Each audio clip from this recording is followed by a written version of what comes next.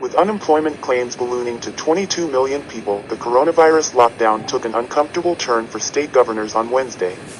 Workers and small business owners clogged the streets of Lansing, Michigan, near the Capitol, blaring car and truck horns and waved signs calling on Governor Gretchen Whitmer to allow businesses to open up. Smaller protests took place in Virginia, Kentucky, Ohio, North Carolina, and Utah. The angry outburst came just as the nation teeters on what the computer models say is the peak of the COVID-19 outbreak. According to most calculations, the death toll, after rising with terrifying steepness for several weeks, should be flattening out and soon starting to drop. The worst is over, said New York Governor Andrew Cuomo earlier this week. Reality, though, seems to have other ideas. New Jersey, supposedly on the downward slope, reported 362 deaths on Thursday, the biggest single-day increase.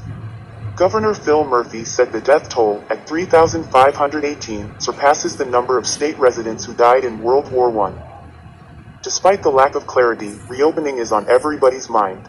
President Donald Trump announced Thursday, "We are in the next front of our war, which we are calling, opening up America again."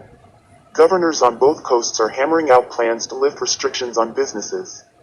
Governor Gavin Newsom of California said any plans to open the state would be guided by science and data.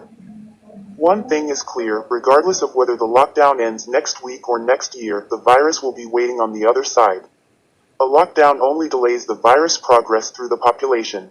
It's designed to keep the burden off emergency rooms and intensive care units and buy time.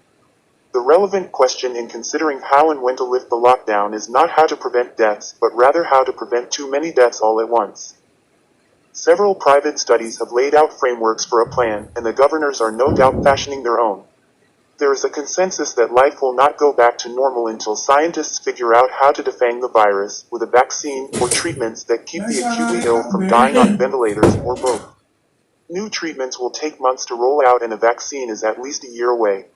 How, then, do we negotiate the coming months? Most plans present a post-lockdown scenario in which life wouldn't exactly be normal but would still be an improvement on lockdown. People would wear masks when they go outside, some businesses would reopen with social distancing precautions, large gatherings would be forbidden and bars would stay closed. Baseball season might reopen, but teams would play to empty stadiums. Former FDA Commissioner Scott Gottlieb, an author of a report published by the American Enterprise Institute, told Fox that it would look like a gradual reintroduction of activity. As social interactions increased, of course, the virus would begin to make a comeback. Epidemiologist Mark Lipsitch of Harvard and his colleagues recently performed a computer analysis of how SARS-CoV-2 was likely to behave after lockdown is lifted, which the journal Science published on Tuesday. The authors found that loosened restrictions would almost certainly produce a rebound later in the year. A false sense of security during the summer months in northern states such as New York and Michigan, where the virus might be less active during the summer heat, could lead to a spike in cases in the autumn or winter that's even more severe than the one we're only now recovering from. To avoid another catastrophe, doctors would use contact tracing to jump on small outbreaks before they turn into big ones. Contact tracing would require PCR tests to detect the presence of the virus in patients' blood, and serological tests to measure the presence of antibodies, an indication of whether or not a patient has immunity.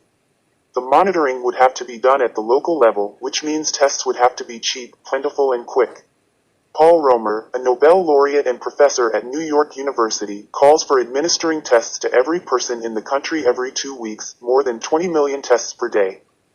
Testing on that scale is not going to happen anytime soon. Tests are only now being rolled out, and it will be, at least, weeks before there are results for more than a handful of places, said Lipsitch at a press conference. Without testing and tracing, the only tool available to keep the outbreak in check is social distancing.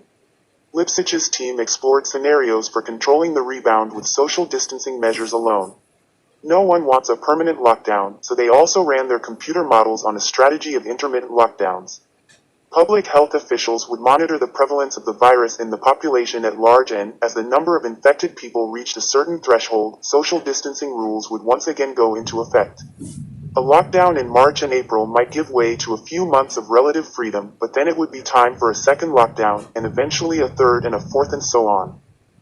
Without a vaccine or effective treatments, a strategy of on-again, off-again lockdowns would have to continue through 2022 before enough people carried antibodies to the virus to protect the most vulnerable, known as herd immunity. It sounds awful, and it might not even work. Without adequate testing, public health officials would have to use indirect metrics, such as hospitalizations, to assess at what point a new lockdown is needed. This would hamper their ability to recognize a spike quickly enough to avoid another catastrophic increase in COVID-19 cases. Would politicians listen and act in time to close down businesses? Would the public accept and abide by these recurring rounds of restrictions? The recent experience of Singapore doesn't bode well. In the early days of the pandemic, Singapore, which arguably has the best healthcare system in the world, managed to avoid severe social distancing through a program of comprehensive testing and rigorous contact tracing. Still, it lost control of the outbreak. Last week, it had to resort to closing businesses and reducing social contact. If Singapore can't keep its economy open with a robust system of testing and monitoring, can the US? The lack of alternatives to social distancing makes charting a realistic course from lockdown to normalcy exceedingly difficult. Until scientists can come up with some other intervention, a vaccine, a treatment, a drastic expansion of ICU capacity, it looks like social distancing is going to be a way of life for a while. Choose a membership that's perfect for you.